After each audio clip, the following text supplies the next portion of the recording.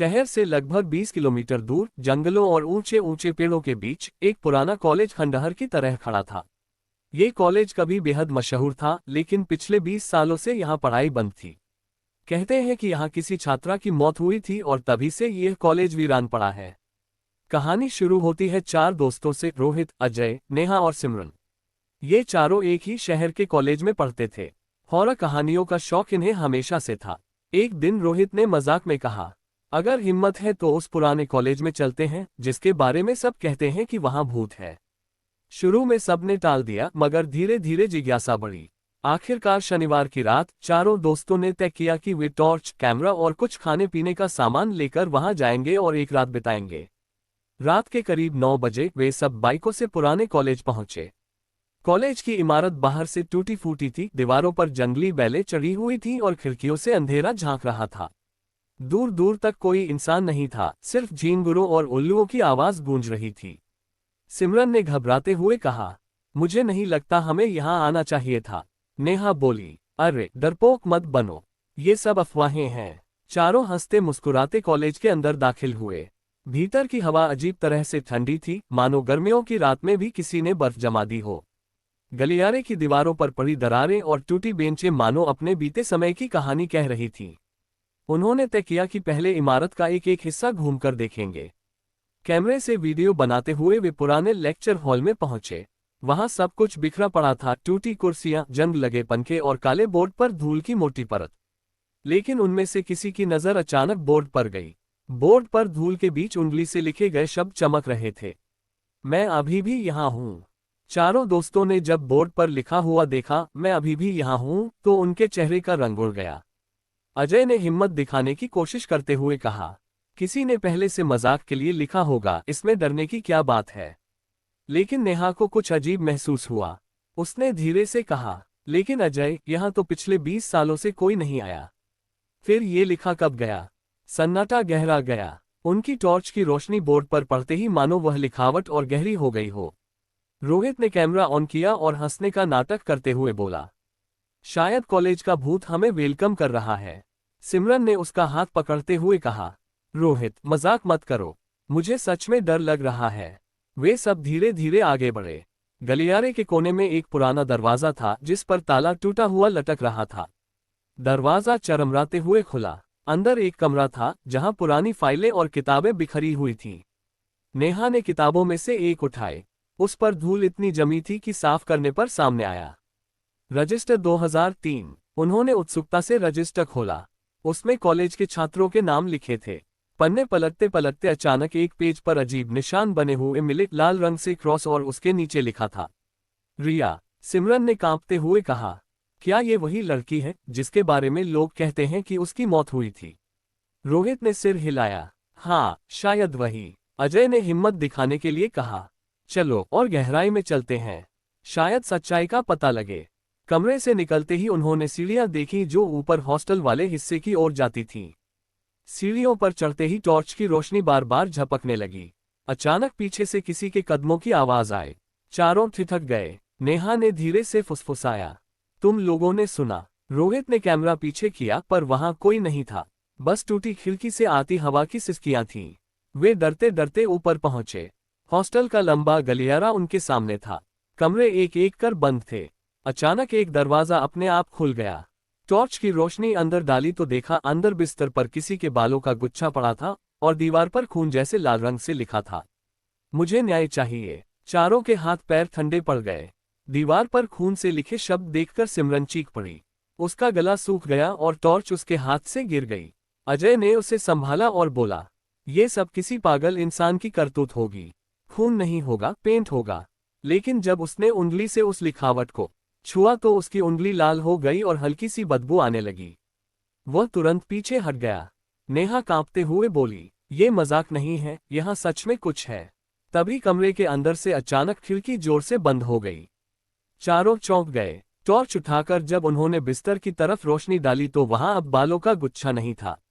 सिमरन रोते हुए बोली, हमें यहाँ से चलना चाहिए, अभी। लेकिन रोहित की जिज्ञासा और बढ़ चुकी थी। उसने कैमरा चालू किया और बोला, अगर यहाँ भूत है तो हम उसके सबूत लेकर जाएंगे।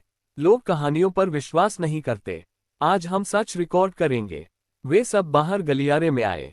अब माहौल और भी डरावना हो गया था। दूर से किसी लड़की की धीमी सिसकियां सुनाई दे रही थीं। वह आवाज मानो खाली गलियारों में गूंज रही थी। चारों धीरे धीरे आगे बढ़े। सिसकियों की आवाज पास आती गई। अचानक एक कमरे का दरवाजा अपने आप खुला और भीतर अंधेरा गहरा गया। वे सब हिम्मत करके कमरे में दाखिल हुए। अंदर एक टूटा आईना पड़ा था। आईने पर धुंधली परछाई नजर आई। एक लड़की सफेद कपड़ों में, लंबे बाल चेहरे पर बिखरे हुए और आंखें बिल्कुल लाल। सिमरन ने डर के मारे आंखें बंद कर लीं। नेहा ने कांपते हुए रोहित का हाथ पकड़ लिया, लेकिन रोहित कैमरे से रिकॉर्ड करने लगा। अचानक वह परछाई गायब हो गई। आईना टूटकर जमीन पर बिखर गया। कमरे की दीवार पर धीरे धीरे शब्द उभरने लगे। मैं रिया हूं, मेरी मौत इस हॉस्टल में हुई और मेरे कातिलों को आज तक सजा नहीं मिली। नेहा रो पड़ी। उसने कहा, यह सब झूठ नहीं हो सकता। ये आत्मा सच में हमसे बात करना चाहती है।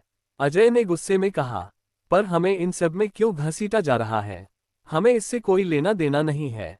तभी कमरे का दरवाजा जोर से बंद हो गया। वे सब अंदर फंस गए। रोशनी बार बार झपकने लगी और उसी अंधेरे में किसी की धीमी हंसी सुनाई दी। तुम लोग अब मेरे खेल का हिस्सा हो। दरवाजा जोर से बंद होने के बाद चारों दोस्तों की धड़कनें तेज हो गईं। सिमरन जोर से रोने लगी। हम फंस गए हैं, हमें बाहर निकलना होगा। अजय ने दरवाजा धक्का देकर खोलने की कोशिश की, पर वह हिला तक नहीं। चारों को लग रहा था जैसे दीवारें सिकुड़ रही हो और हवा भारी होती जा रही हो। तभी कमरे के कोने से धीमी रोशनी चमकी। वहां एक पुरानी डायरी पड़ी थी। रोहित ने कांपते हाथों से डायरी उठाए और खोली। पहले पन्ने पर लिखा था, मैं रिया हूं, इस हॉस्टल की छात्रा। मेरी जिंदगी यहाँ छिन गई। मेरी चीखें आज भी इन दीवारों में कैद हैं। नेहा धीरे धीरे पन्ने पलटने लगी। डायरी में लिखा था कि रिया अपने दोस्तों के साथ इसी हॉस्टल में रहती थी, लेकिन कुछ लड़के उसे हमेशा परेशान करते थे। एक रात उन्होंने उसकी इज्जत लूटने की कोशिश की। उसने विरोध किया और चिल्लाए, लेकिन किसी ने उसकी मदद नहीं की। उन लड़कों ने उसे जबरदस्ती हॉस्टल की चौथी मंजिल से नीचे फेंक दिया।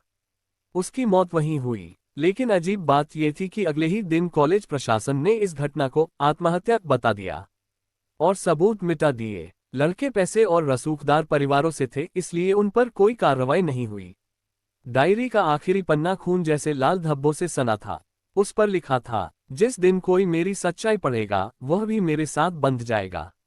ये पढ़ते ही कमरे में जोर जोर से चीखें गूंजने लगीं।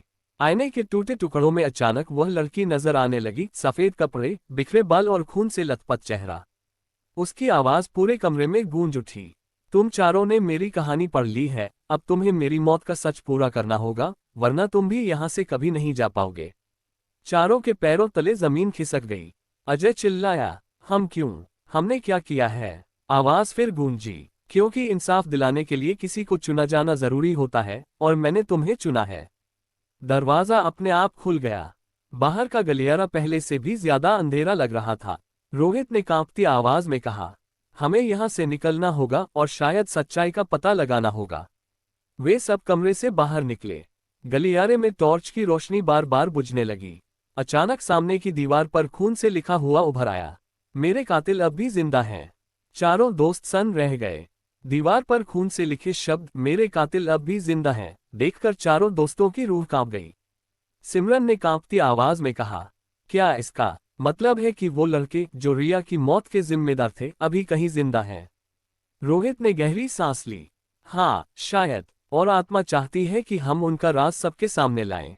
नेहा ने धीरे से कहा, लेकिन हमें कैसे पता चलेगा कि वे लोग कौन थे? तभी अचानक हवा का एक तेज झोंका आया। पास के कमरे का दरवाजा खुद ब खुद खुल गया। अंदर फाइलें बिखरी थीं। चारों ने डरते डरते कमरे में कदम रखा।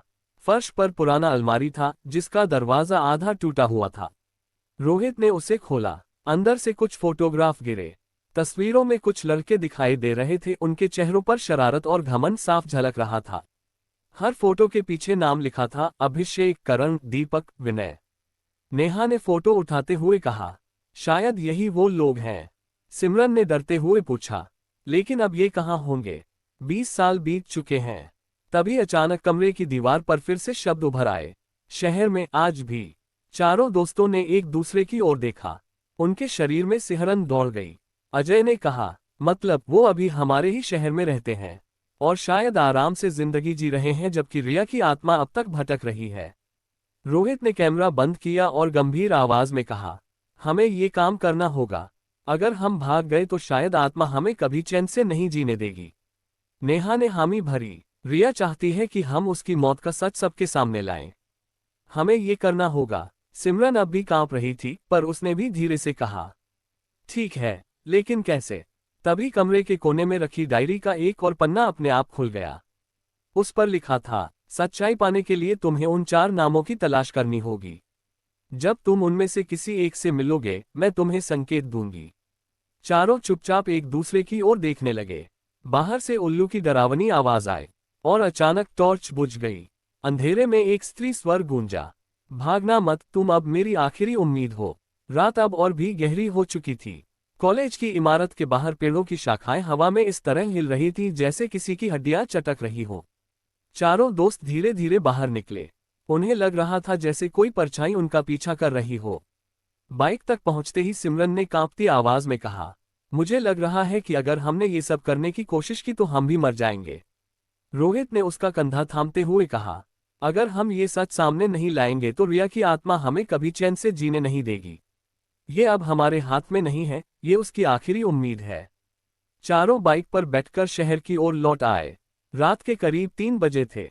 रास्ता सुनसान और वीरान था। दूर दूर तक कोई इंसान नजर नहीं आ रहा था। अचानक नेहा ने पीछे मुड़कर देखा तो उसे लगा जैसे कॉलेज की खिड़की में सफेद साया खड़ा मुस्कुरा रहा हो। उसने तुरंत नजरें फेर ली। शहर पहुंचकर वे रोहित के घर इकट्ठे हुए। सब थक चुके थे, लेकिन डर उनकी आंखों से साफ झलक रहा था। रोहित ने कैमरा टेबल पर रखा और बोला, हमारे पास नाम और तस्वीरें हैं। अब हमें इन लोगों की तलाश करनी होगी। नेहा ने फोटो हाथ में लेकर इंटरनेट पर सर्च करने की कोशिश की। कुछ ही देर में उसे एक नाम मिल गया, अभिषेक वर्मा। अब वह शहर में एक बड़ा कारोबारी था। उसकी तस्वीर आज भी वैसी ही थी, बस उम्र ने चेहरा थोड़ा बदल दिया था। अजय ने गुस्से में कहा, मतलब ये लोग अब भी मजे से जी रहे हैं और रिया की आत्मा आज भी भटक रही है। सिमरन डरते डरते बोली, लेकिन अगर हमने इनके खिलाफ कुछ किया तो ये लोग हमें भी नुकसान पहुंचा सकते हैं। इनके पास पैसा और ताकत है। रोहित ने गंभीर स्वर में कहा, हमारे पास रिया की आत्मा का सहारा है। अगर उसने हमें चुना है तो वह हमें रास्ता दिखाएगी। उसी वक्त कमरे की खिड़की अपने आप खुल गई और ठंडी हवा अंदर भर गई। टेबल पर रखी डायरी खुद ब खुद खुल गई। पन्नों पर शब्द उभर आए, पहले अभिषेक से मिलो, उसके गुनाह का सबूत वहीं मिलेगा। चारों दोस्तों के रोंगटे खड़े हो गए। नेहा ने कांपते हुए कहा, मतलब हमें सीधा उसके पास जाना होगा। रोहित ने सिर हिलाया, हाँ, अब खेल शुरू हो चुका है। चारों चुपचाप बैठ गए। रात भर नींद किसी को नहीं आई। हर किसी को लग रहा था जैसे कमरे के कोनों में कोई छिपा उन्हें देख रहा हो। और सुबह होने से पहले दीवार पर फिर से एक खून से लिखा वाक्य उभरा, सूरज उगने से पहले पहला कदम उठाना होगा।